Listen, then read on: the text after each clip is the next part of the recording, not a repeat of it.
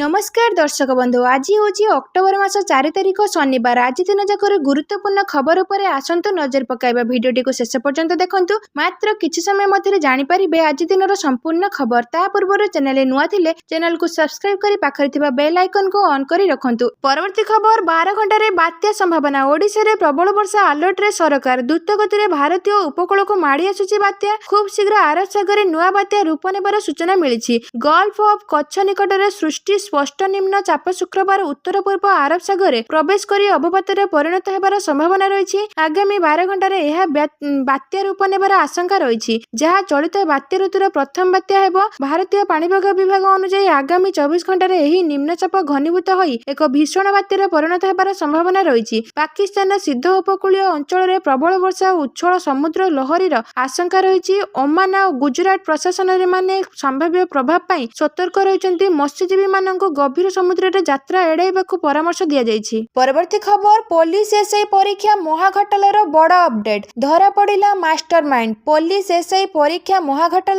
सामना को आसिला बड़ अपडेट। 114 जन परीक्षार्थी और 3 दलाल गिरफ पर तत्परता। प्राथमिक तदंत अनुसार शंकर पृष्टि और मुन्ना महांती ना को नहीं चर्चा जोर धरी। दुहे स्पेशल कोचिंग पाई राज्य बाहर को नेउथिबा अभियोग होईछि। प्रत्येकଙ୍କ ठारू 25 लाख टंका नेबाको डील होइथिला। दुहे परीक्षार्थी सबु ओरिजिनल सर्टिफिकेट नहीं जाइथिले। 933 पोस्ट में बाहर थिला विज्ञापन। कोटी कोटी टंकार डील होइथिला। बुधवार ब्रह्मपुर पुलिस जिला गलांतर थाना पुलिस पर्दाफाश करने सह पुलिस 14 जन परीक्षार्थी और 3 दलाल को गिरफ्त करथिबा नै पुलिस सूचना देइछि। अपरपक्षे एही मामला रे क्राइम ब्रांच तदंत करिबो बोली सूचना मिलिछि। परवर्ती खबर 14 जेल 2 डकायत फेरार। जेल सेल काटी कंबल साहाय्य होइथिले फेरार। फिल्मी स्टाइल 14 जेल चंपट मारिथिले कैदी। कनक न्यूज हाथ में लगी एक्सक्लूसिव वीडियो। 14 जेल खसीथिबा कैदीଙ୍କ कारनामा परर एक दृश्य सामना को आसीछि। कंबल को कंबल रे बांधी तैयारी करथिले लंबा दौड़ी। फिल्मीर दृश्य भली जेल पाचेरी आरपट को पकाइथिले कंबल और बेडशीट। मोबाइल रे कैद होईछि सेही फेरार परर दृश्य। जेल पाचेरी रे झुली रहिछि सेही बेडशीट बंधा दौड़ी। जेल 2 जन कैदी फेरार घटनार उच्चस्तरीय तदंत आरंभ होईछि। अन्यपटे घटनास्थल रे जेल डीआईजी साइंटिफिक टीम संधानी कुकुर और 14 पुलिस पक्षर 4टी टीम गठन कर विभिन्न अंचल में तदंत जोरदार करा जायछि। परवर्ती खबर राज्य में लगाण वर्षा। रिलीफ कमिशन को तुरंत सहायता पाई मुख्यमंत्री निर्देश। लघुचाप प्रभाव में राज्यर विभिन्न जिले में लगाण वर्षा लगी रही। गजपति जिले में वर्षार नदीगुड़िक जलस्तर वृद्धि होई अनेक अंचल जलमग्न होबार आशंका सृष्टि होईछि। मुख्यमंत्री मोहन चरण माझी गुरुवार जिलापाल सहित कथा होई परिस्थिति बुझिछन्ति। जिलार परिस्थिति उपरे नजर रखिबा, स्थिति परीक्षा और सहायता कार्य त्वरान्वित करबाकू खनि इस्पात मंत्री विभूति भूषण जेना को गजपति पठाइछन्ति। स्वतंत्र रिलीफ कमिशन को तुरंत आवश्यक सहायता प्रदान करबाकू निर्देश दैछन्ति। प्रशासन बन्या प्रवण अंचल रे सतर्कता बजारू रहिछि। परवर्ती खबर दक्षिण ओडिशा रे वर्षा विपात। गजपति रे भयंकर भूस्खलन। लघुचाप प्रभाव रे दक्षिण ओडिशा रे प्रबल रु अति प्रबल वर्षा। विशेषकर गजपति रे लगाण वर्षा जोगु स्थिति बहला। केउठी रास्ता उपरे आंठे उच्चरे पानी तो केउठी ब्रिज उपरे पानी। आउ केउठी ब्रिज काम लगी थिबा बेले भसई नेला शटर प्लेट गाड़ी समेत अस्थायी रास्ताघाट।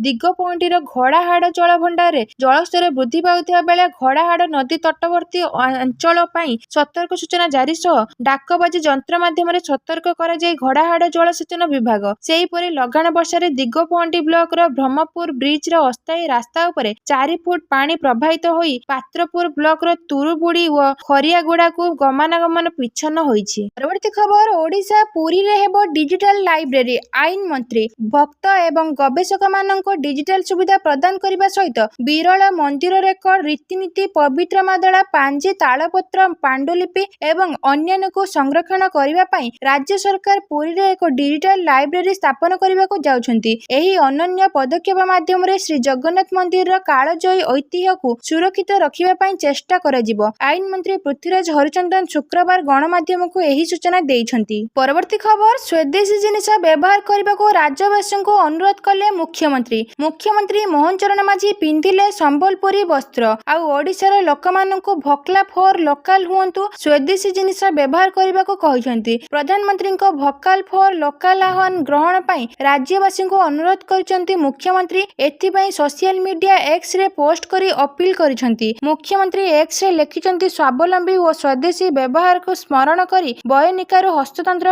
ବସ୍ତ୍ର କିଣିଛନ୍ତି। ସ୍ୱଦେଶୀ ଆନ୍ଦୋଳନରୁ ପ୍ରେରଣା ନେଇ ଭୋକାଲ ଫର ଲୋକାଲ ପାଇଁ ଆହ୍ୱାନ, ସ୍ଥାନୀୟ ବୁଣାକାର ଓ ହସ୍ତଶିଳ୍ପୀକୁ ସମର୍ଥନ କରିବାକୁ ଆଗେଇ ଆସନ୍ତୁ। ପରବର୍ତ୍ତୀ ଖବର, ରାଜ୍ୟରେ ଜାରି ରହିଛି ବର୍ଷା, ଆହୁରି 24 ଘଣ୍ଟା ପ୍ରବଳ ବର୍ଷିବ। ପଶ୍ଚିମ କେନ୍ଦ୍ରୀୟ ବଙ୍ଗୋପସାଗରରେ ସୃଷ୍ଟି ହୋଇଥିବା ଗଭୀର ଅବପାତ ପ୍ରଭାବରେ ରାଜ୍ୟରେ ଆହୁରି 24 ଘଣ୍ଟା ପ୍ରବଳ ବର୍ଷା ସମ୍ଭାବନା। ପ୍ରବଳରୁ ଅତି ପ୍ରବଳ ବର୍ଷା ନେଇ ସୁନ୍ଦରଗଡ଼କୁ ଅରେଞ୍ଜ ଆଲର୍ଟ ଜାରି। ଉପକୂଳରୁ ଦକ୍ଷିଣ ସବୁଠି ଦେଖିବାକୁ ମିଳିଛି ବର୍ଷା ବିପତ୍ତି। ରାଜ୍ୟର ଅନେକ ନଦୀର ଜଳସ୍ତର ବୃଦ୍ଧି ପାଇଥିବା ବେଳେ ପାହାଡ଼ିଆ ଅଞ୍ଚଳ ତଥା ଗଜପତି ଜିଲ୍ଲାରେ ଦେଖିବାକୁ ମିଳିଛି ଭୂସ୍ଖଳନ। ସେହିପରି ଆହୁରି 24 ଘଣ୍ଟା ପ୍ରବଳ ବର୍ଷାର ଚେତାବନୀ ରହିଥିବା ବେଳେ ଆଜି ସୁନ୍ଦରଗଡ଼ ଜିଲ୍ଲାରେ ଅତି ପ୍ରବଳ ବର୍ଷା ପାଇଁ ଅରେଞ୍ଜ ଆଲର୍ଟ ଜାରି କରିଛି ପାଣିପାଗ ବିଭାଗ। ସେପଟେ ଗଭୀର ଅବପାତଟି କ୍ରମଶଃ ଦୁର୍ବଳ ହେଉଥିବା ବେଳେ କମିବ ବର୍ଷାର ପରିମାଣ। ଆହୁରି 24 ଘଣ୍ଟା ପ୍ରବଳ ବର୍ଷାର ଚେତାବନୀ ରହିଛି। ଆଜି ସୁନ୍ଦରଗଡ଼ ଜିଲ୍ଲାରେ ଅତି ପ୍ରବଳ ବର୍ଷା ପାଇଁ ଅରେଞ୍ଜ ଆଲର୍ଟ ଜାରି କରିଛି ଆଞ୍ଚଳିକ ପାଣିପାଗ କେନ୍ଦ୍ର। ସାରା ଓଡ଼ିଶାରେ ବିଜୁଳି ଘଡ଼ଘଡ଼ି ସହ ବର୍ଷା ଆଲର୍ଟ ରହିଥିବା ବେଳେ ମୟୂରଭଞ୍ଜ, ବଲାଙ୍ଗୀର, ବାଲେଶ୍ୱର, ଭଦ୍ରକ, ଢେଙ୍କାନାଳ, ଜଗତସିଂହପୁର, ଯାଜପୁର, କଳାହାଣ୍ଡି, କେନ୍ଦ୍ରାପଡ଼ା, ଅନୁଗୁଳ, କେନ୍ଦୁଝର, ବରଗଡ଼, ନବରଙ୍ଗପୁର, ନୂଆପଡ଼ା ଓ ଝାରସୁଗୁଡ଼ା ପ୍ରବଳ ବର୍ଷା ପାଇଁ ୟେଲୋ ଆଲର୍ଟ ଜାରି କରିଛି ବିଭାଗ। ପରବର୍ତ୍ତୀ ଖବର, ଦେଶରେ ଦୁଗ୍ଧ ବ୍ୟବସାୟ 70%ର ଅଦ୍ଭୁତ ଅଭିବୃଦ୍ଧି ଘଟିଛି। ଅମିତ ଶାହ, କେନ୍ଦ୍ର ଗୃହ ଏବଂ ସମବାୟ ମନ୍ତ୍ରୀ ଅମିତ ଶାହ କହିଛନ୍ତି ଯେ ଗତ 11 ବର୍ଷ ମଧ୍ୟରେ ଦେଶର ଦୁଗ୍ଧ କ୍ଷେତ୍ରରେ 70%ର ଅଦ୍ଭୁତ ଅଭିବୃଦ୍ଧି ଘଟିଛି। ସେ କହିଛନ୍ତି ଯେ ଏହା ବିଶ୍ୱର ସବୁଠାରୁ ଦ୍ରୁତ ଅଭିବୃଦ୍ଧିଶୀଳ କ୍ଷେତ୍ର। ମନ୍ତ୍ରୀ ଆଜି ରୋହତ ଆଇଏମ୍ଟିରେ ସାବର ଡେରିର ନବନିର୍ମିତ ପ୍ଲାଣ୍ଟକୁ ଉଦ୍ଘାଟନ କରିଛନ୍ତି। ଶ୍ରୀ ଶାହ କହିଛନ୍ତି ଯେ ସାବର ଡେରି 325 କୋଟି ଟଙ୍କା ବିନିଯୋଗରେ ସମଗ୍ର ଦେଶର ସର୍ବବୃହତ ପ୍ଲାଣ୍ଟ ନିର୍ମାଣ କାର୍ଯ୍ୟ ସମାପ୍ତ କରିଛି। ସେ କହିଛନ୍ତି ଯେ ଏହା କ୍ଷୀର ଉତ୍ପାଦନ କରୁଥିବା ଚାଷୀଙ୍କ ପାଇଁ ଲାଭଦାୟକ ସାବ୍ୟସ୍ତ ହେବ ଏବଂ ଏହା ସମଗ୍ର ଏନ୍ସିଆର୍ ଅଞ୍ଚଳରେ ଆବଶ୍ୟକତା ପୂରଣ କରିବ। ସେ କହିଛନ୍ତି ଯେ ପ୍ରତିଦିନ କ୍ଷୀର ସଂଗ୍ରହ 660 ଲକ୍ଷ ଲିଟର ଏବଂ ସରକାର 2028-29 ସୁଦ୍ଧା ପ୍ରତିଦିନ କ୍ଷୀର ସଂଗ୍ରହକୁ 1000 ଲକ୍ଷ ମେଟ୍ରିକ୍ ଟନ୍କୁ ବୃଦ୍ଧି କରିବାକୁ ଲକ୍ଷ୍ୟ ରଖିଛନ୍ତି। ପରବର୍ତ୍ତୀ ଖବର, ଦଳୀୟ ଚିନ୍ତାଧାରାରେ କାର୍ଯ୍ୟ କରୁଥିବା ବ୍ୟକ୍ତି ହିଁ ହେବେ ନୂଆପଡ଼ାର ବିଜେପି ପ୍ରାର୍ଥୀ ମନମୋହନ ସାମଲ। ନୂଆପଡ଼ା ଉପନିର୍ବାଚନ ଲାଗି ପ୍ରାର୍ଥୀ ଚୟନ ସମ୍ପର୍କରେ ନିଜର ସ୍ପଷ୍ଟ ମତ ରଖିଛନ୍ତି ବିଜେପି ରାଜ୍ୟ ସଭାପତି ମନମୋହନ ସାମଲ। ସେ କହିଛନ୍ତି ଲୋକପ୍ରିୟତା, ଦଳୀୟ ଚିନ୍ତାଧାରାରେ କାର୍ଯ୍ୟ କରୁଥିବା ବ୍ୟକ୍ତି ହିଁ ହେବେ ନୂଆପଡ଼ାର ବିଜେପି ପ୍ରାର୍ଥୀ। ଓଡ଼ିଶା ସହ କେନ୍ଦ୍ରୀୟ ଟିମ୍ ମଧ୍ୟ ନୂଆପଡ଼ାରେ ସର୍ଭେ କରୁଛି। ସର୍ଭେ ଆଧାରରେ ପ୍ରାର୍ଥୀ ଚୟନ କରିବା ସଂସଦୀୟ ବୋର୍ଡ, ଆମ ସହ କେନ୍ଦ୍ରୀୟ କମିଟି ମଧ୍ୟ ନୂଆପଡ଼ା ପ୍ରାର୍ଥୀ ନେଇ ସର୍ଭେ କରୁଛନ୍ତି। ଲୋକପ୍ରିୟତା, ଲୋକେ ଯାହାକୁ ଚାହୁଁଥିବେ, ଦଳୀୟ ଚିନ୍ତାଧାରା କାର୍ଯ୍ୟ କରୁଥିବେ, ଲୋକଙ୍କ ମୌଳିକ ସମସ୍ୟା ନେଇ ଜ୍ଞାନ ଗାରିମା ଥିବ, ସେଇଭଳି ଲୋକଙ୍କୁ ପ୍ରାର୍ଥୀ କରାଯିବ। ପରବର୍ତ୍ତୀ ଖବର, ଅପରେସନ ସିନ୍ଦୁର ସମୟରେ ଭାରତ ଦ୍ୱାରା ଧ୍ୱଂସ ହୋଇଥିବା 12ଟି ବିମାନ ମଧ୍ୟରୁ 10ଟି ପାକିସ୍ତାନର ଲଢୁଆ ବିମାନ। ବାୟୁସେନା ମୁଖ୍ୟ, ଅପରେସନ ସିନ୍ଦୁର ସମୟରେ ଭାରତ ଦ୍ୱାରା ଧ୍ୱଂସ ହୋଇଥିବା 12ଟି ଯୁଦ୍ଧ ବିମାନ ମଧ୍ୟରୁ 10ଟି ହେଉଛି ପାକିସ୍ତାନର ଲଢୁଆ ଯୁଦ୍ଧ ବିମାନ। ଭାରତୀୟ ବାୟୁସେନା ମୁଖ୍ୟ ଅମରପ୍ରୀତ ସିଂ ଆଜି ଏହି ଗୁରୁତ୍ୱପୂର୍ଣ୍ଣ ସୂଚନା ଦେଇଛନ୍ତି। ବାୟୁସେନା ମୁଖ୍ୟ କହିଛନ୍ତି ଯେ ପାକିସ୍ତାନ ଅପରେସନ ସିନ୍ଦୁର ସମୟରେ ଯୁଦ୍ଧ ବିରତି ଚାହୁଁଥିଲା। ସେ ଗୁରୁତ୍ୱାରୋପ କରି କହିଛନ୍ତି ଯେ ମେ 10 ତାରିଖରେ ଯୁଦ୍ଧ ବନ୍ଦ ହେବା ଇସଲାମାବାଦରେ ଶାନ୍ତି ପାଇଁ ଅନୁରୋଧର ପରିମାଣ ସ୍ୱରୂପ ହୋଇଥିଲା। ସେ ଏହି ଅପରେସନକୁ ଏକ ସ୍ପଷ୍ଟ ଉଦ୍ଦେଶ୍ୟ ସହିତ ଏକ ନିର୍ଣ୍ଣାୟକ କାର୍ଯ୍ୟାନୁଷ୍ଠାନ ଭାବରେ ମଧ୍ୟ ବର୍ଣ୍ଣନା କରିଛନ୍ତି। ପରବର୍ତ୍ତୀ ଖବର, ଘୋଡ଼ାହାଡ଼ ଡ୍ୟାମର ଖୋଲିଲା 4 ଗେଟ୍, ସତର୍କ ସୂଚନା ଜାରି। ଗଞ୍ଜାମ ଜିଲ୍ଲା ଦିଗପହଣ୍ଡି ବ୍ଲକ ଖମାରୀ ଗାଁ ନିକଟ ଘୋଡ଼ାହାଡ଼ ଡ୍ୟାମର ଜଳସ୍ତର 16.70 ମିଟରରେ ପହଞ୍ଚିବାରୁ ଗଞ୍ଜାମ ଜିଲ୍ଲାପାଳ କିର୍ବି ଭାସନ ଭିଙ୍କ ଉପସ୍ଥିତିରେ ଡ୍ୟାମର 4ଟି ଗେଟ୍ ଖୋଲାଯାଇ ନଦୀ ମଧ୍ୟକୁ ପାଣି ଛଡ଼ାଯାଇଥିବା ଜଣାପଡ଼ିଛି। ଜିଲ୍ଲାପାଳଙ୍କ ସହ ବ୍ରହ୍ମପୁର ଉପଜିଲ୍ଲାପାଳ ଅବିନାଶ କୁମାର, ବ୍ରହ୍ମପୁରସ୍ଥିତ ରାଜ୍ୟ ଜଳସମ୍ପଦ ବିଭାଗ ଅଧୀନ ଋଷିକୁଲ୍ୟା, ନାଗାବଳୀ ଓ ବଂଶଧାରା ଅବବାହିକାର ମୁଖ୍ୟ ଯନ୍ତ୍ରୀ ଇଂ ନିର୍ବାଣ ଭୋଇ, ଚିକିଟି ଜଳସମ୍ପଦ ବିଭାଗ ନିର୍ବାହୀ ଯନ୍ତ୍ରୀ ସୁବ୍ରତ ପଟ୍ଟନାୟକ, ଦିଗପହଣ୍ଡି ତହସିଲଦାର ସନ୍ତୋଷ କୁମାର ସାହୁ, ବିଡିଓ ଅନାମିକା ପାଣ୍ଡେ, ଘୋଡ଼ାହାଡ଼ ଜଳସେଚନ ଉପଖଣ୍ଡ କାର୍ଯ୍ୟାଳୟ ସହକାରୀ ନିର୍ବାହୀ ଯନ୍ତ୍ରୀ ଇଞ୍ଜିନିୟର ନିରଞ୍ଜନ ସାହୁ ପ୍ରମୁଖ ଉପସ୍ଥିତ ଥିଲେ। ପରବର୍ତ୍ତୀ ଖବର, ଦଶହରାରେ ଓଡ଼ିଆ ସିନେମା ଉପରେ ଅନ୍ୟାୟ, ହସ୍ତକ୍ଷେପ ପାଇଁ ମୁଖ୍ୟମନ୍ତ୍ରୀଙ୍କୁ ନିବେଦନ କଲେ ଅନୁଭବ। ଓଡ଼ିଶାରେ ପବିତ୍ର ଦଶହରା ଉତ୍ସବ ଅବସରରେ ରାଜ୍ୟର ଚଳଚ୍ଚିତ୍ର ଶିଳ୍ପ ଏକ ଦୁଃଖଦ ଓ ଅନ୍ୟାୟପୂର୍ଣ୍ଣ ପରିସ୍ଥିତିର ସମ୍ମୁଖୀନ ହୋଇଥିବା କୁହାଯାଇଛି। ଓଡ଼ିଆ ସିନେମା ଯାହା ରାଜ୍ୟର କଳା, ସଂସ୍କୃତି ଓ ପରିଚୟର ଏକ ଅବିଚ୍ଛେଦ୍ୟ ଅଙ୍ଗ, ତାହା ଏହି ପବିତ୍ର ଦିବସରେ ଅବହେଳାର ଶିକାର ହୋଇଥିବା ଷ୍ଟାର ଅଭିନେତା ଅନୁଭବ ମହାନ୍ତି କହିଛନ୍ତି। ରାଜ୍ୟରେ ଥିଏଟରଗୁଡ଼ିକ ହାଉସଫୁଲ ଚାଲିଥିବା ଓଡ଼ିଆ ଚଳଚ୍ଚିତ୍ରଗୁଡ଼ିକୁ ହଟାଇ ଅନ୍ୟ ଆଞ୍ଚଳିକ ଏବଂ ହିନ୍ଦୀ ଚଳଚ୍ଚିତ୍ରଗୁଡ଼ିକୁ ସ୍ଥାନ ଦିଆଯାଇଛି, ଯାହା ଓଡ଼ିଶାର ନିଜସ୍ୱ କଳା, ସଂସ୍କୃତି ଏବଂ ଜନସାଧାରଣଙ୍କ ପ୍ରତି ଏକ ଗୁରୁତର ଅନ୍ୟାୟ ସେ କହିଛନ୍ତି। ପରବର୍ତ୍ତୀ ଖବର ଆସିଲା ଆରବିଆଇର ନୂଆ ନିୟମ, ଚେକ୍ କ୍ଲିୟର ପାଇଁ ଆଉ ହେବନି ହଇରାଣ। ଯଦି ଆପଣ କେବେ ବ୍ୟାଙ୍କରେ ଚେକ୍ ଡିପୋଜିଟ୍ କରିଛନ୍ତି ତେବେ ଜାଣିଥିବେ ଯେ ଏହାକୁ କ୍ଲିୟର ହେବାକୁ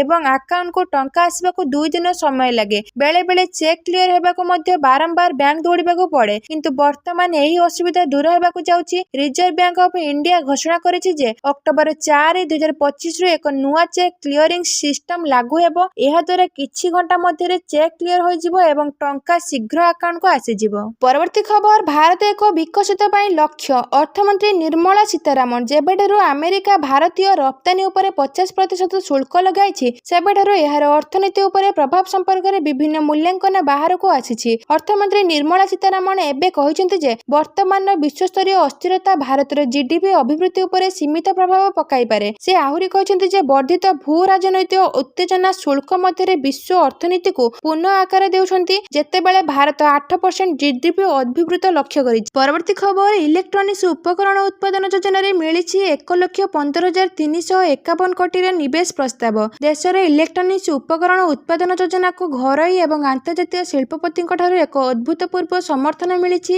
ଏହି ଯୋଜନାରେ 1,15,000 କୋଟିରୁ ଅଧିକ ନିବେଶ ପ୍ରସ୍ତାବ ଆସିଛି। ଏହା ବିଶ୍ୱସ୍ତରର ଭାରତରେ ବୃଦ୍ଧି ପାଉଥିବା ପ୍ରତିଷ୍ଠାକୁ ପ୍ରମାଣିତ କରୁଛି। ଏଥିସହିତ ଦେଶକୁ ଇଲେକ୍ଟ୍ରୋନିକ୍ସ ଉତ୍ପାଦନ ଆତ୍ମନିର୍ଭରଶୀଳତା କରିବା ପାଇଁ ଦୃଢ଼ ଆଗ୍ରହ ପ୍ରଦର୍ଶନ କରିଥିବା ଏମ୍ଏସ୍ଏମ୍ଇ ସମେତ ଘରୋଇ ଶିଳ୍ପର ବର୍ଦ୍ଧିତ ବିଶ୍ୱାସକୁ ପ୍ରତିଫଳିତ କରୁଛି ବୋଲି କେନ୍ଦ୍ର ଇଲେକ୍ଟ୍ରୋନିକ୍ସ ଏବଂ ଆଇଟି ମନ୍ତ୍ରୀ ଅଶ୍ୱିନୀ ବୈଷ୍ଣବ କହିଛନ୍ତି। ଏହି ଯୋଜନାରେ ଧୈର୍ଯ୍ୟ ନିଯୁକ୍ତି ଲକ୍ଷ୍ୟ 91,600 ଠାରୁ ବହୁ ଅଧିକ 1,42,000 ପ୍ରତ୍ୟକ୍ଷ ନିଯୁକ୍ତି ଏବଂ ବ୍ୟାପକ ପରୀକ୍ଷା ନିଯୁକ୍ତି ସୃଷ୍ଟି ହେବ ବୋଲି ଆକଳନ କରାଯାଇଛି। ଶିଳ୍ପାନୁଷ୍ଠାନଗୁଡ଼ିକରେ ଏହିଭଳି ଉତ୍ସାହଜନକ ସମର୍ଥନରେ ଖୁସି ପ୍ରକାଶ କରି କେନ୍ଦ୍ରମନ୍ତ୍ରୀ ଅଶ୍ୱିନୀ ବୈଷ୍ଣବ ରାଜ୍ୟଗୁଡ଼ିକୁ ଏହି ସୁବର୍ଣ୍ଣ ସୁଯୋଗ ଲାଭ ଉଠାଇବାକୁ ପରାମର୍ଶ ଦେଇଛନ୍ତି। ପରବର୍ତ୍ତୀ ଖବର, ନକଭିଙ୍କୁ ନେଇ ଆସିଲା ବଡ଼ ଖବର। ଭାରତ ନେଲା ଆକ୍ସନ। 2025 ଏସିଆ କପ୍ ସମୟରେ ଦେଖାଦେଇଥିବା ବିବାଦ ବଢ଼ିବାରେ ଲାଗିଛି। ଭାରତୀୟ କ୍ରିକେଟ ନିୟନ୍ତ୍ରଣ ବୋର୍ଡ ଏବେ ପାକିସ୍ତାନ କ୍ରିକେଟ ବୋର୍ଡ ଏବଂ ଏସିଆନ କ୍ରିକେଟ ପରିଷଦର ସଭାପତି ମହସିନ ନକଭିଙ୍କ ବିରୋଧରେ କଡ଼ା କାର୍ଯ୍ୟାନୁଷ୍ଠାନ ନେବାକୁ ପ୍ରସ୍ତୁତ କରାଯାଇଛି।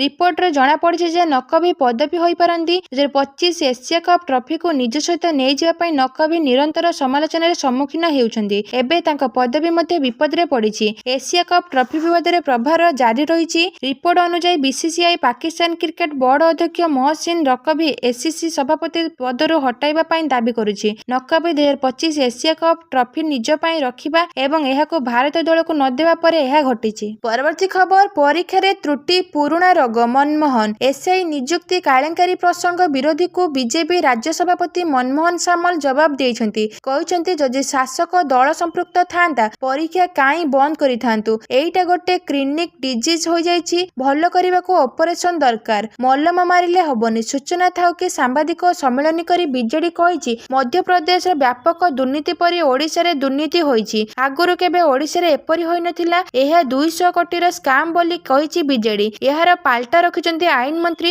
କହିଛନ୍ତି ବିଜେଡି ଶାସନ ସମୟରେ ବିଭିନ୍ନ ପର୍ଯ୍ୟାୟରେ ପ୍ରଶ୍ନପତ୍ର ଲିକ୍ ଠାରୁ ଆରମ୍ଭ କରି ନକଲି ପରୀକ୍ଷାର୍ଥୀ ଧରାପଡ଼ିଥିଲେ। 24 ବର୍ଷ ଭିତରେ କେତେ ଆକ୍ସନ ନେଇଛନ୍ତି ତାର ଉତ୍ତର ଆଗ ବିଜେଡି ଦେଉ। ତେଣୁ ଗପ କହିବାରେ କିଛି ମାନେ ନାହିଁ। ପରବର୍ତ୍ତୀ ଖବର, ଇତିହାସ ରଚିଲେ ମୀରାବାଇ ଚାନୁ। ବିଶ୍ୱ ଭାରୋତ୍ତୋଳନ ଚାମ୍ପିୟନସିପ୍ରେ ଜିତିଲେ ରୌପ୍ୟ। ନରୱେର ଫଡ଼ରେ ଚାଲିଥିବା ବିଶ୍ୱ ଭାରୋତ୍ତୋଳନ ଚାମ୍ପିୟନସିପ୍ରେ ମୀରାବାଇ ଚାନୁ ରୌପ୍ୟ ପଦକ ଜିତିଛନ୍ତି। ଟୁର୍ଣ୍ଣାମେଣ୍ଟ ଇତିହାସରେ ଏହା ତାଙ୍କର ତୃତୀୟ ପଦକ। ସେ ଭାରତ ପାଇଁ ସର୍ବାଧିକ ବିଶ୍ୱ ଚାମ୍ପିୟନସିପ୍ ପଦକ ଜିତିଥିବା ତୃତୀୟ ଭାରୋତ୍ତୋଳନକାରୀ ହୋଇଛନ୍ତି। ପୂର୍ବରୁ ସେ ଆନାହେଇମରେ 2017 ବିଶ୍ୱ ଚାମ୍ପିୟନସିପ୍ରେ 48 କିଲୋଗ୍ରାମ ବର୍ଗର ସ୍ୱର୍ଣ୍ଣ ପଦକ ଜିତିଥିଲେ। 2022ରେ ସେ 49 କିଲୋଗ୍ରାମ ବର୍ଗର ରୌପ୍ୟ ପଦକ ଜିତିଥିଲେ। ପରବର୍ତ୍ତୀ ଖବର, ଶ୍ରୀ ଲାଲ ବାହାଦୁର ଶାସ୍ତ୍ରୀଜୀଙ୍କ ଜୟନ୍ତୀରେ ଶ୍ରଦ୍ଧାଞ୍ଜଳି ଜଣାଇଲେ ପ୍ରଧାନମନ୍ତ୍ରୀ। ପ୍ରଧାନମନ୍ତ୍ରୀ ଶ୍ରୀ ନରେନ୍ଦ୍ର ମୋଦି ପୂର୍ବତନ ପ୍ରଧାନମନ୍ତ୍ରୀ ଶ୍ରୀ ଲାଲ ବାହାଦୁର ଶାସ୍ତ୍ରୀଜୀଙ୍କ ଜୟନ୍ତୀ ଅବସରରେ ତାଙ୍କୁ ଭାବପୂର୍ଣ୍ଣ ଶ୍ରଦ୍ଧାଞ୍ଜଳି ଜଣାଇବା ସହ ତାଙ୍କ ନିଷ୍ଠା, ବିନିର୍ମତା ଏବଂ ନିର୍ଣ୍ଣାୟକ ନେତୃତ୍ୱର ଚିରସ୍ଥାୟୀ ପ୍ରଭାବକୁ ସ୍ମରଣ କରିଛନ୍ତି। ପ୍ରଧାନମନ୍ତ୍ରୀ ଇତିହାସର ମହତ୍ତ୍ୱପୂର୍ଣ୍ଣ କ୍ଷଣରେ ଭାରତର ରାଷ୍ଟ୍ରୀୟ ଚରିତ୍ରକୁ ରୂପ ଦେବାରେ ଶାସ୍ତ୍ରୀଜୀଙ୍କ ମହତ୍ତ୍ୱପୂର୍ଣ୍ଣ ଭୂମିକାକୁ ଉଲ୍ଲେଖ କରିଛନ୍ତି। ତାଙ୍କ ପ୍ରତିଷ୍ଠିତ ସ୍ଲୋଗାନ ଜୟ ଯବାନ ଜୟ କିଷାନ ଆଜି ମଧ୍ୟ ଦେଶର ଯବାନ ଏବଂ କୃଷକଙ୍କ ପ୍ରତି ଭାରତର ପ୍ରତିବଦ୍ଧତାର ଏକ ସଶକ୍ତି ପ୍ରତୀକ। ପରବର୍ତ୍ତୀ ଖବର, ଆମେରିକାକୁ କଡ଼ା ଚେତାବନୀ ଦେଲେ ପୁଟିନ। କହିଲେ ଯୁଦ୍ଧକ୍ଷେତ୍ରର ପରିସ୍ଥିତି ପରିବର୍ତ୍ତନ ହେବ ନାହିଁ। ରୁଷ ରାଷ୍ଟ୍ରପତି ଭ୍ଲାଦିମିର ପୁଟିନ ଆମେରିକାକୁ ଚେତାବନୀ ଦେଇଛନ୍ତି ଯେ ୟୁକ୍ରେନକୁ ଦୂରଗାମୀ କ୍ଷେପଣାସ୍ତ୍ର ଯୋଗାଇବା ଯୁଦ୍ଧକ୍ଷେତ୍ରର ପରିସ୍ଥିତିକୁ ପରିବର୍ତ୍ତନ କରିବ ନାହିଁ, କିନ୍ତୁ ମସ୍କୋ ଏବଂ ୱାଶିଂଟନ ମଧ୍ୟରେ ସମ୍ପର୍କକୁ ଗମ୍ଭୀର ଭାବରେ ପ୍ରଭାବିତ କରିବ କରିବ। ସେ କହିଛନ୍ତି ଯେ ରୁଷ ସାମରିକ ଶକ୍ତି ଧୀରେ ଧୀରେ ଏବଂ ସ୍ଥିର ଭାବରେ ସ୍ଥାପିତ ହେଉଛି। ପୁଟିନ ସୋଚିର କୃଷ୍ଣସାଗର ରିସୋର୍ଟରେ ଅନ୍ତର୍ଜାତୀୟ ବୈଦେଶିକ ନୀତି ବିଶେଷଜ୍ଞଙ୍କ ଏକ ଫୋରମରେ କହିଥିଲେ ଯେ କିଭ୍କୁ ଆମେରିକାର ଟମାହାକ୍ କ୍ରୁଜ କ୍ଷେପଣାସ୍ତ୍ରର ସମ୍ଭାବ୍ୟ ଯୋଗାଣ ରୁଷ ଏବଂ ଆମେରିକା ମଧ୍ୟରେ ସମ୍ପର୍କ ସମେତ ଏକ ନୂତନ ସ୍ତରର ମୁକାବିଲାର ସଂକେତ ଦେବ। ପରବର୍ତ୍ତୀ ଖବର 11 ବର୍ଷରେ 11ଟି ଶତକ, ୱେଷ୍ଟଇଣ୍ଡିଜ ବିପକ୍ଷରେ ଦମଦାର ସେଞ୍ଚୁରୀ ମାରି ସମସ୍ତଙ୍କୁ କଲେ ଘାଇଲା। କେଏଲ ରାହୁଲ ୱେଷ୍ଟଇଣ୍ଡିଜ ବିପକ୍ଷରେ ଅହମ୍ମଦାବାଦ ଟେଷ୍ଟର ପ୍ରଥମ ଇନିଂସରେ ଶତକ ହାସଲ କରିଥିଲେ। ରାହୁଲ 190 ବଲରେ 12 ଚୌକା ସହିତ ତାଙ୍କର ଶତକ ପୂରଣ କରିଥିଲେ। କେଏଲ ରାହୁଲଙ୍କ ୱେଷ୍ଟଇଣ୍ଡିଜ ବିପକ୍ଷରେ ଶତକର ଅନେକ ଗୁରୁତ୍ୱପୂର୍ଣ୍ଣ ଭୂମିକା ଥିଲା। ଏହି ଶତକ କେବଳ ୱେଷ୍ଟଇଣ୍ଡିଜ ବିପକ୍ଷରେ ଭାରତ ନେତୃତ୍ୱ ନେବାର ଗୁରୁତ୍ୱପୂର୍ଣ୍ଣ ଭୂମିକା ଗ୍ରହଣ କରିନଥିଲା, ବରଂ ଏହା କେଏଲ ରାହୁଲଙ୍କ ଖାତାରେ ଅନେକ ସଫଳତା ମଧ୍ୟ ଯୋଡ଼ିଥିଲା। 11 ବର୍ଷ ମଧ୍ୟରେ 11ଟି ଟେଷ୍ଟ ଶତକ। କେଏଲ ରାହୁଲ 2014 ମସିହାରେ ତାଙ୍କର ଟେଷ୍ଟ କ୍ୟାରିୟର ଆରମ୍ଭ କରିଥିଲେ। ସେବେଠାରୁ ଗତ 11 ବର୍ଷ ମଧ୍ୟରେ ସେ 11ଟି ଟେଷ୍ଟ ଶତକ ମାରିଛନ୍ତି। ପରବର୍ତ୍ତୀ ଖବର ବିଦେଶରେ ଯାଇ ଦେଶ ବିରୋଧରେ କହିବାର ଅଧିକାର ନାହିଁ, ରବିଶଙ୍କର ପ୍ରସାଦ। ବିଜେପି ସାଂସଦ ରବିଶଙ୍କର ପ୍ରସାଦ ଲୋକସଭାରେ ବିରୋଧୀ ଦଳ ନେତା ରାହୁଲ ଗାନ୍ଧୀଙ୍କ ନିକଟରେ କଲମ୍ବିଆ ଗସ୍ତ ସମୟରେ ଦେଇଥିବା ବୟାନ ପାଇଁ ତାଙ୍କ ଉପରେ ପ୍ରତି ଆକ୍ରମଣ କରିଛନ୍ତି। ସେ କହିଛନ୍ତି ଯେ ବିଜୟ ଦଶମୀରେ ଶୁଭ ଅବସରରେ ରାହୁଲ ଗାନ୍ଧୀ ଭାରତବାସୀଙ୍କୁ ଶୁଭକାମନା ଜଣାଇଥିଲେ ଭଲ ହୋଇଥାନ୍ତା, କିନ୍ତୁ ସେ ଦେଶ ଉପରେ ଆକ୍ରମଣ କରିଛନ୍ତି। ସେ ଅଭିଯୋଗ କରିଛନ୍ତି ଯେ ରାହୁଲ ଗାନ୍ଧୀ ଭାରତରେ ଦେଶ ଏବଂ ପ୍ରଧାନମନ୍ତ୍ରୀ ମୋଦିଙ୍କ ବିରୁଦ୍ଧରେ ଭିତ୍ତିବହନ ଅଭିଯୋଗ ଆଣନ୍ତି ଏବଂ ବିଦେଶରେ ମଧ୍ୟ ସମାନ କଥା ଦୋହରାଇଥାନ୍ତି। ପ୍ରସାଦ କହିଛନ୍ତି ଯେ ରାହୁଲ ଗାନ୍ଧୀ କଲମ୍ବିଆରେ କହିଥିଲେ ଯେ ଭାରତରେ ଗଣତନ୍ତ୍ରର ଅଭାବ ଅଛି ଏବଂ ଲୋକଙ୍କର ବାକ୍ ସ୍ୱାଧୀନତାର ଅଭାବ ଅଛି। ବିଜେପି ସାଂସଦ କହିଛନ୍ତି ଯଦି କେହି ମୁକ୍ତ ଭାବରେ ଦେଶର ବିକାଶ, ବିଜେପି ଏବଂ ପ୍ରଧାନମନ୍ତ୍ରୀ ମୋଦିଙ୍କୁ ଗାଳି କରନ୍ତି ତେବେ ସେ ହେଉଛନ୍ତି ରାହୁଲ ଗାନ୍ଧୀ, ତେଣୁ ତାଙ୍କର ଦେଶ ବିରୋଧରେ କହିବାର କୌଣସି ଅଧିକାର ନାହିଁ। ସେ ଭାରତ ଏବଂ ବିଦେଶରେ ଭିତ୍ତିବହନ ବୟାନ ଦିଅନ୍ତି। ଯଦି ଆପଣ ବିଦେଶରେ ଭାରତକୁ ଅପମାନ କରନ୍ତି ତେବେ ବୁଝନ୍ତୁ ଯେ ଆପଣ ଦେଶରେ ପାଇଥିବା ଆସନ ମଧ୍ୟ ପାଇବେ ନାହିଁ। ଆମେ ତାଙ୍କ ବୟାନକୁ ଦୃଢ଼ ନିନ୍ଦା କରୁଛୁ। ପରବର୍ତ୍ତୀ ଖବର ପଦ୍ମବିଭୂଷଣ ପଣ୍ଡିତ ଝନଲାଲ ମିଶ୍ରଙ୍କ ନିଧନରେ ପ୍ରଧାନମନ୍ତ୍ରୀ ଶୋକ। ପ୍ରଧାନମନ୍ତ୍ରୀ ଶ୍ରୀ ନରେନ୍ଦ୍ର ମୋଦି ପଣ୍ଡିତ ଝନଲାଲ ମିଶ୍ରଙ୍କ ପରଲୋକରେ ଗଭୀର ଦୁଃଖ ପ୍ରକାଶ କରିଛନ୍ତି। ପ୍ରଧାନମନ୍ତ୍ରୀ କହିଛନ୍ତି କି ପଣ୍ଡିତ ଝନଲାଲ ମିଶ୍ରଙ୍କ ପରଲୋକ ଭାରତର ସଙ୍ଗୀତ ଜଗତ ପାଇଁ ଏକ ଅପୂରଣୀୟ କ୍ଷତି। ସେ କହିଛନ୍ତି ପଣ୍ଡିତ ଝନଲାଲ ମିଶ୍ର ଜୀବନବ୍ୟାପୀ କଳା ଓ ସଂସ୍କୃତି ପ୍ରତି ସମର୍ପିତ ଥିଲେ ଏବଂ ସେ ବନାରସ ଘରାନାରେ ସଙ୍ଗୀତ ପରମ୍ପରାକୁ ନୂତନ ଶୀର୍ଷରେ ପହଞ୍ଚାଇବା ଦିଗରେ କାମ କରୁଥିଲେ। ସେ କହିଛନ୍ତି କି କାଶୀର ପରମ୍ପରା ଏବଂ ଉତ୍ସବକୁ ପଣ୍ଡିତ ମିଶ୍ର ନିଜ ସ୍ୱର ଏବଂ ଗୀତରେ ସମୃଦ୍ଧ କରୁଥିଲେ। ପରବର୍ତ୍ତୀ ଖବର ମହିଳା ବିଶ୍ୱକପରେ ପାକିସ୍ତାନର ଆଜାଦ କାଶ୍ମୀର ନାରା। ଏସିଆ କପ୍ ପରେ ପୁଣି ବିବାଦ। କଲମ୍ବୋରେ ଚାଲିଥିବା ମହିଳା ଦିନିକିଆ ବିଶ୍ୱକପରେ ପାକିସ୍ତାନ ଓ ଶ୍ରୀଲଙ୍କା ମଧ୍ୟରେ ଖେଳ ମ୍ୟାଚ୍ ସମୟରେ ପୂର୍ବତନ ପାକିସ୍ତାନ ମହିଳା କ୍ରିକେଟ ଦଳର ଅଧିନାୟକ ସାନା ମିରାଙ୍କ ଏକ ରାଜନୈତିକ ମନ୍ତବ୍ୟ ବିବାଦ ସୃଷ୍ଟି କରିଛି। ନାଟାଲିଆ ପରିଭେଜ ବ୍ୟାଟିଂ ପାଇଁ ଆସିଥିବା ସମୟରେ କମେଣ୍ଟ୍ରି କରୁଥିବା ସାନା ତାଙ୍କୁ ଆଜାଦ କାଶ୍ମୀରରୁ ଆସିଥିବେ କହିଥିଲେ, ଯାହାକୁ ଭାରତ ପାକିସ୍ତାନ ଅଧିକୃତ କାଶ୍ମୀର ବୋଲି କହେ। ପରବର୍ତ୍ତୀ ଖବର ଟି20 ବିଶ୍ୱକପ୍ 2026 ନାମ୍ବିଆ ସମେତ 16 ଟିମ୍ର ଏଣ୍ଟ୍ରି। ଭାରତ ଓ ଶ୍ରୀଲଙ୍କାରେ ଆସନ୍ତା ବର୍ଷ ଟି20 ବିଶ୍ୱକପ୍ ଆୟୋଜିତ ହେବ। ଏଥର ବିଶ୍ୱକପରେ 20ଟି ଟିମ୍ ଅଂଶଗ୍ରହଣ କରିବେ। ନାମ୍ବିଆ ସମେତ 16ଟି ଟିମ୍ ଯୋଗ୍ୟତା ହାସଲ କରିସାରିଛନ୍ତି। ଆଫ୍ରିକା ଯୋଗ୍ୟତା ପର୍ଯ୍ୟାୟରେ ନାମ୍ବିଆ ସେମିଫାଇନାଲରେ ତାଞ୍ଜାନିଆକୁ ହରାଇ ବିଶ୍ୱକପ୍ ଯୋଗ୍ୟତା ହାସଲ କରିଛି। ଜିମ୍ବାୱେ ଓ କେନିଆ ମଧ୍ୟରେ ଦ୍ୱିତୀୟ ସେମିଫାଇନାଲ ମ୍ୟାଚ୍ ଖେଳାଯିବ। ଏହାର ବିଜେତା ମଧ୍ୟ ବିଶ୍ୱକପ୍ ପାଇଁ ଯୋଗ୍ୟତା ଅର୍ଜନ କରିବ। 2021, 22 ଓ 24 ପରେ ଚତୁର୍ଥ ଥର ପାଇଁ ନାମ୍ବିଆ ବିଶ୍ୱକପ୍ ଖେଳିବ। 2022ରେ ଶ୍ରୀଲଙ୍କା ବିପକ୍ଷରେ ନାମ୍ବିଆ ଐତିହାସିକ ବିଜୟ ହାସଲ କରିଥିଲା। ବାକି ଥିବା ସ୍ଥାନ ଏସିଆ ଓ ପୂର୍ବ ଏସିଆ ପ୍ରଶାନ୍ତ କ୍ୱାଲିଫାଇ ମଧ୍ୟରେ ଚୂଡ଼ାନ୍ତ ହେବ। ଅକ୍ଟୋବର 8ରୁ ଓମାନରେ ଏହା ଆରମ୍ଭ ହେବ। ଆୟୋଜକ ଭାରତ ଓ ଶ୍ରୀଲଙ୍କା ସମେତ ଆଫଗାନିସ୍ତାନ, ଅଷ୍ଟ୍ରେଲିଆ, ବାଂଲାଦେଶ, ଇଂଲଣ୍ଡ, ଦକ୍ଷିଣ Africa, West Indies, America, Pakistan, New Zealand, Ireland, Canada, Netherlands, Italy ଓ ନାମ୍ବିଆ ଯୋଗ୍ୟତା ଅର୍ଜନ କରିଛନ୍ତି। ପରବର୍ତ୍ତୀ ଖବର ପେଶୱାରରେ ବୋମା ବିସ୍ଫୋରଣ, 9 ମୃତ୍ୟୁ, 4 ପୋଲିସ କର୍ମୀ ଆହତ। ପାକିସ୍ତାନର ପେଶୱାରରେ ବୋମା ବିସ୍ଫୋରଣ 9 ଜଣଙ୍କ ମୃତ୍ୟୁ ହୋଇଥିବା ବେଳେ 4 ଜଣ ଆହତ ହୋଇଥିବା ଜଣାପଡ଼ିଛି। ଆହତମାନେ ସୁରକ୍ଷାକର୍ମୀ ବୋଲି ଜଣାପଡ଼ିଛି। ମିଳିଥିବା ସୂଚନା ଅନୁସାରେ ସୁରକ୍ଷା ବାହିନୀକୁ ଟାର୍ଗେଟ କରିବା ପାଇଁ ବିସ୍ଫୋରଣ ଘଟିଥିଲା। ଜଣେ ପୋଲିସ ଅଧିକାରୀଙ୍କ ସୂଚନା ଅନୁସାରେ ପୋଲିସ ଓ ସୁରକ୍ଷା ଅଧିକାରୀଙ୍କୁ ଲକ୍ଷ୍ୟ କରି ବିସ୍ଫୋରଣ ରଖାଯାଇଥିଲା। ପ୍ରାଥମିକ ତଦନ୍ତରୁ ଜଣାପଡ଼ିଛି ଯେ ବିସ୍ଫୋରକ ଉପକରଣଟି ପୋଲିସ ଭ୍ୟାନ୍ ଯାଉଥିବା ରାସ୍ତାରେ ରଖାଯାଇଥିଲା। ବିସ୍ଫୋରଣରେ ଆହତଙ୍କ ଅବସ୍ଥା ଗୁରୁତର ହୋଇଛି। ସେମାନଙ୍କୁ ସ୍ଥାନୀୟ ହସ୍ପିଟାଲରେ ଭର୍ତ୍ତି କରାଯାଇଛି। ଘଟଣାସ୍ଥଳରେ ସୁରକ୍ଷା ବାହିନୀ ମୁତୟନ ହେବା ସହ ଅଞ୍ଚଳକୁ ଘେରାବନ୍ଦୀ କରାଯାଇଛି। ପରବର୍ତ୍ତୀ ଖବର ଚୀନ ଯାହା କରିବ ଆମେ କରିପାରିବୁନି। ରାହୁଲ। କଂଗ୍ରେସ ନେତା ରାହୁଲ ଗାନ୍ଧୀ କହିଛନ୍ତି ଯେ ଭାରତରେ ବର୍ତ୍ତମାନ ଗଣତାନ୍ତ୍ରିକ ବ୍ୟବସ୍ଥା ଉପରେ ଆକ୍ରମଣ ହେଉଛି।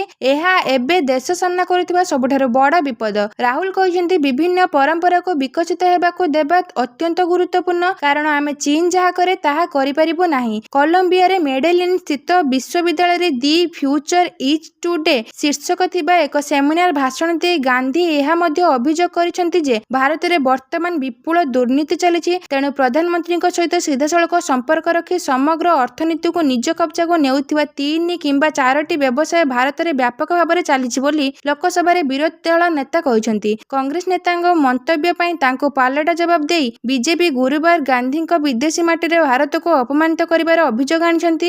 ଏକ୍ସରେ ଗାନ୍ଧୀଙ୍କ ଭାଷଣରେ ଏକ ଭିଡିଓ କ୍ଲିପ୍ ପୋଷ୍ଟ କରି ବିଜେପିର ରାଷ୍ଟ୍ରୀୟ ମୁଖପାତ୍ର ଗୌରବ ଭାଟିଆ କହିଛନ୍ତି, ରାହୁଲ ଗାନ୍ଧୀ ପୁଣି ବିଦେଶ ମାଟିରେ ଭାରତକୁ ଅପମାନିତ କରୁଛନ୍ତି। ପରବର୍ତ୍ତୀ ଖବର, ଗାୟକ ଜୁବିନ ଗର୍ଗଙ୍କ ମୃତ୍ୟୁ ମାମଲା, ଗିରଫ ହେଲେ ଲେଡି ସିଙ୍ଗର ଓ ମ୍ୟୁଜିସିଆନ, ଅଘଟଣ ବେଳେ ସାଙ୍ଗରେ ଥିଲେ। ପ୍ରସିଦ୍ଧ ଗାୟକ ଏବଂ ସଙ୍ଗୀତଜ୍ଞ ଜୁବିନ ଗର୍ଗଙ୍କ ମୃତ୍ୟୁ ମାମଲାରେ ଗତକାଲି ମ୍ୟୁଜିସିଆନ ଶଖର ଗୋସ୍ୱାମୀ ଏବଂ ଗାୟିକା ଅମୃତ ପ୍ରଭା ମହାନ୍ତିଙ୍କୁ ଗିରଫ କରିଛି ପୋଲିସ। ପୋଲିସ କହିଛି ଯେ ଘଟଣା ଘଟିବା ସମୟରେ ଘଟଣାସ୍ଥଳରେ ଉପସ୍ଥିତ ଥିବା ଗର୍ଗଙ୍କ ମ୍ୟୁଜିସିଆନ ଗୋସ୍ୱାମୀ ଏବଂ ଗାୟିକା ଅମୃତ ପ୍ରଭାଙ୍କୁ ଗତକାଲି ପ୍ରଥମେ ପଚରାଉଚରା ପାଇଁ ଡକାଯାଇଥିଲା ଏବଂ ପରେ ତାଙ୍କୁ ଗିରଫ କରାଯାଇଛି। ଉଭୟଙ୍କ ବିରୁଦ୍ଧରେ ପ୍ରମାଣ ମିଳିଛି। ପରବର୍ତ୍ତୀ ଖବର, ପୁଟିନ କହିଲେ ମୋଦି ସବୁଠୁ ବୁଦ୍ଧିମାନ ନେତା, ସେ ଭାରତର ଅପମାନ ସହ୍ୟ କରିବେ ନାହିଁ। ମୋଦିଙ୍କୁ ଖୋଲା ମନରେ ତାରିଫ କଲେ ରୁଷର ରାଷ୍ଟ୍ରପତି ଭ୍ଲାଦିମିର ପୁଟିନ। କହିଲେ ପ୍ରଧାନମନ୍ତ୍ରୀ ମୋଦି ଜଣେ ବୁଦ୍ଧିମାନ ନେତା। ମୋଦି ସବୁବେଳେ ନିଜ ଦେଶର ଉନ୍ନତି କଥା ଚିନ୍ତା କରିଥାନ୍ତି। ଜଣେ ଉନ୍ନତ ଚିନ୍ତାଧାରାର ନେତା ହେଉଛନ୍ତି ମୋଦି। ତେବେ ପୁଟିନ ସୋଚିରେ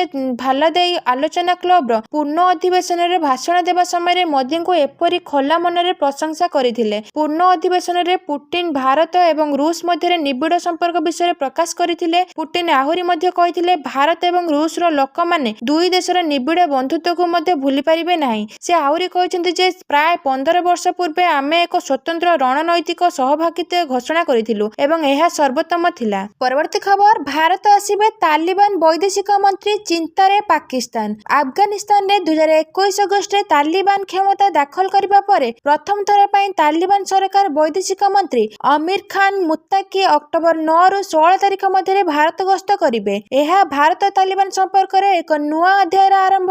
ଜାତିସଂଘ ସୁରକ୍ଷା ପରିଷଦ ମୁତ୍ତାକିଙ୍କ ଏହି ଗସ୍ତ ପାଇଁ ଅସ୍ଥାୟୀ ଭାବେ ଅନ୍ତର୍ଜାତୀୟ ଯାତ୍ରା ପ୍ରତିବନ୍ଧକକୁ ମୁକ୍ତ କରିଛି। ଭାରତ ଆଫଗାନିସ୍ତାନକୁ 50,000 ଟନ୍ ଗହମ, 330 ଟନ୍ରୁ ଅଧିକ ଔଷଧ ଓ ଟିକା ଏବଂ 40,000 ଲିଟର କୀଟନାଶକ ସମେତ ଅନେକ ଅତ୍ୟାବଶ୍ୟକ ସାମଗ୍ରୀ ଯୋଗାଇ ଦେଇଛି। ସେପ୍ଟେମ୍ବରରେ ଆଫଗାନିସ୍ତାନରେ ସଂଘଟିତ ଭୂମିକମ୍ପ ପରେ 1,000 ପରିବାର ତମ୍ବୁ ଓ 15 ଟନ୍ ଖାଦ୍ୟ ସାମଗ୍ରୀ ସହ ଅତିରିକ୍ତ 21 ଟନ୍ ରିଲିଫ ସାମଗ୍ରୀ ପଠାଇ ତୁରନ୍ତ ସାହାଯ୍ୟ ଯୋଗାଇଥିଲେ। ପରବର୍ତ୍ତୀ ଖବର, ଲସ୍ ଆଞ୍ଜେଲସରେ ବଡ଼ ଦୁର୍ଘଟଣା, ରିଫାଇନାରୀରେ ଭୟଙ୍କର ଅଗ୍ନିକାଣ୍ଡ। କାଲିଫର୍ଣ୍ଣିଆ ଲସ୍ ଆଞ୍ଜେଲସରେ ଏକ ବଡ଼ ଦୁର୍ଘଟଣା ଘଟିଛି। ଆମେରିକାର ପଶ୍ଚିମ ତଟର ସବୁଠାରୁ ବଡ଼ ରିଫାଇନାରୀ ମଧ୍ୟରୁ ଗୋଟିଏ ସେଭ୍ରନ୍ ଏଲ୍ ସେଗୁଣ୍ଡୋ ରିଫାଇନାରୀ ଅଗ୍ନିକାଣ୍ଡ ଘଟିଛି। ଅଗ୍ନିକାଣ୍ଡ ଯୋଗୁଁ ସମଗ୍ର ଅଞ୍ଚଳରେ ଆତଙ୍କ ଖେଳିଯାଇଛି। ସୋସିଆଲ ମିଡିଆରେ ଅଗ୍ନିକାଣ୍ଡର ଅନେକ ଭିଡିଓ ସେୟାର କରାଯାଇଛି। ନିଆଁ ଏତେ ଭୟଙ୍କର ଥିଲା ଯେ ନିଆଁ ଉଚ୍ଚକୁ ଉଠିବା ଦେଖାଯାଉଥିଲା। ତଥାପି ସୂଚନା ପାଇବା ପରେ ଅଗ୍ନିଶମ ବାହିନୀର ଗାଡ଼ିଗୁଡ଼ିକ ତୁରନ୍ତ ଘଟଣାସ୍ଥଳରେ ପହଞ୍ଚିଥିଲେ। ରିପୋର୍ଟ ଅନୁଯାୟୀ ଲସ୍ ଆଞ୍ଜେଲସରେ କାଉଣ୍ଟିଂ ସୁପରଭାଇଜର ହୋଲି ମିଚେଲ କହିଛନ୍ତି ଯେ ନିଆଁକୁ ଆୟତ୍ତ କରାଯାଇଛି। ପରବର୍ତ୍ତୀ ଖବର, ରୁଷିଆରୁ ତେଲ ନେଇ ଭାରତ ଆସୁଥିଲା ଜାହାଜ, ମଝି ସମୁଦ୍ରରେ କ୍ୟାପ୍ଟେନକୁ ମାଡ଼ି ବସିଲେ। ଫ୍ରାନ୍ସର ଆଟଲାଣ୍ଟିକ ଉପକୂଳରୁ ଜବତ କରାଯାଇଥିବା ରୁଷୀୟ ନୌବାହିନୀର ଏକ ତୈଳ ଟ୍ୟାଙ୍କରର କ୍ୟାପ୍ଟେନଙ୍କ ବିରୋଧରେ ତଦନ୍ତ କରାଯିବ। କ୍ରୁ ତଦନ୍ତରେ ସହଯୋଗ କରିବାକୁ ମନା କରିବାରୁ ଫ୍ରାନ୍ସ ପବ୍ଲିକ ପ୍ରସିକ୍ୟୁଟରଙ୍କ ପକ୍ଷରୁ ଏଭଳି ନିଷ୍ପତ୍ତି ନିଆଯାଇଛି। ବନ୍ଦର ସହର ବ୍ରେଷ୍ଟର ପ୍ରସିକ୍ୟୁଟର ଷ୍ଟିଫେନ କେଲେନବର୍ଗଙ୍କ ଅନୁଯାୟୀ ଅଟକ ଥିବା 2 ଚାଇନା କ୍ରୁ ସଦସ୍ୟ, କ୍ୟାପ୍ଟେନ ଏବଂ ମୁଖ୍ୟ ସାଥୀଙ୍କୁ ପୋଲିସ ହେପାଜତରୁ ମୁକ୍ତ କରାଯାଇଥିଲା। ପରବର୍ତ୍ତୀ ଖବର, ଲେହ ହିଂସା ମାମଲା, ସୁପ୍ରିମକୋର୍ଟର ଦ୍ୱାରସ୍ଥ ହେଲେ ସନାମଙ୍କ ପତ୍ନୀ। ଲେହ ହିଂସା ମାମଲାରେ ଗିରଫ ହୋଇଥିବା ଲଦାଖ ସାମାଜିକ କର୍ମୀ ସନାମ ୱାଙ୍ଗଚୁକଙ୍କ ପତ୍ନୀ ଗୀତାଞ୍ଜଳି ଅଙ୍ଗମା ସୁପ୍ରିମକୋର୍ଟର ଦ୍ୱାରସ୍ଥ ହୋଇଛନ୍ତି। ସେମାନଙ୍କ ଗିରଫଦାରୀକୁ ନେଇ ସୁପ୍ରିମକୋର୍ଟରେ ଆବେଦନ କରିଛନ୍ତି ଗୀତାଞ୍ଜଳି। ସନାମଙ୍କୁ ତୁରନ୍ତ ମୁକ୍ତ କରିବା ପାଇଁ ଏକ ହେବିୟସ୍ କର୍ପସ୍ ପାଇଁ ଆବେଦନ ଦାଖଲ କରିଛନ୍ତି। ଆବେଦନରେ କୁହାଯାଇଛି ଯେ ସନାମ ଏକ ଗଣତାନ୍ତ୍ରିକ ଏବଂ ଶାନ୍ତିପୂର୍ଣ୍ଣ ପ୍ରତିବାଦର ନେତୃତ୍ୱ ନେଉଥିଲେ। ତାଙ୍କ ବିରୁଦ୍ଧରେ ମିଥ୍ୟା ଅଭିଯୋଗ ଲଗାଇଥିଲା। ବର୍ତ୍ତମାନ ତାଙ୍କୁ ଏନ୍ଏସ୍ଏ ଅଧୀନରେ ଅଟକ ରଖିବା ଏବଂ ଯୋଧପୁରକୁ ନେବା ପାଇଁ ଆଲୋଚନା ହେଉଛି, କିନ୍ତୁ ପ୍ରଶାସନ ପ୍ରାସଙ୍ଗିକ ଅଟକ ଆଦେଶ ପ୍ରଦାନ କରିନାହିଁ, ତେଣୁ ଏହି ଅଟକ ଅବୈଧ। ସନାମଙ୍କୁ ମୁକ୍ତ କରାଯିବା ଉଚିତ ବୋଲି ଆବେଦନ ପତ୍ରରେ ଉଲ୍ଲେଖ କରିଛନ୍ତି ଗୀତାଞ୍ଜଳି। ପରବର୍ତ୍ତୀ ଖବର, 26ରୁ ଭାରତ ଓ ଚୀନ ମଧ୍ୟରେ ସିଧାସଳଖ ବିମାନ ସେବାର ଶୁଭାରମ୍ଭ। ଆସନ୍ତା ଅକ୍ଟୋବର 26ରୁ ଭାରତ ଓ ଚୀନ ମଧ୍ୟରେ ସିଧାସଳଖ ବିମାନ ସେବାର ଶୁଭାରମ୍ଭ। 2020 ଗଲୱାନ ସଂଘର୍ଷ ସଂଘର୍ଷ ପରଠାରୁ ଦୁଇ ଦେଶ ମଧ୍ୟରେ ବିମାନ ସେବା ବାତିଲ ହୋଇଥିଲା। 26ର ବିମାନ ଯାତ୍ରା ସମ୍ପର୍କରେ ସୂଚନା ଦେଇଛି ଇଣ୍ଡିଗୋ ଏୟାରଲାଇନ୍ସ। ଦୁଇ ଦେଶ ମଧ୍ୟରେ ସିଧାସଳଖ ବିମାନ ହେବା ସମ୍ପର୍କରେ ସହମତି ପ୍ରକାଶ ହୋଇଛି ବୋଲି ବୈଦେଶିକ ବ୍ୟାପାର ମନ୍ତ୍ରଣାଳୟ ପକ୍ଷରୁ ଘୋଷଣା କରାଯିବା ପରେ ଇଣ୍ଡିଗୋ ଏହି ସୂଚନା ଦେଇଛି। ବନ୍ଦ ରହିଥିବା ବିମାନ ସେବାକୁ ପୁନଃ ପ୍ରଚଳନ କରିବା ସଂକ୍ରାନ୍ତରେ ଦୁଇ ଦେଶ ମଧ୍ୟରେ ବୈଶ୍ୱିକ କଥାବାର୍ତ୍ତା ଚାଲୁ ରହିଥିଲା। ଗଲୱାନ ସଂଘର୍ଷ ପରେ ପରେ କୋଭିଡ୍ ସମସ୍ୟା ଯୋଗୁଁ ବିମାନ ସେବା ଅଧିକ ପ୍ରଭାବିତ ହୋଇଥିଲା।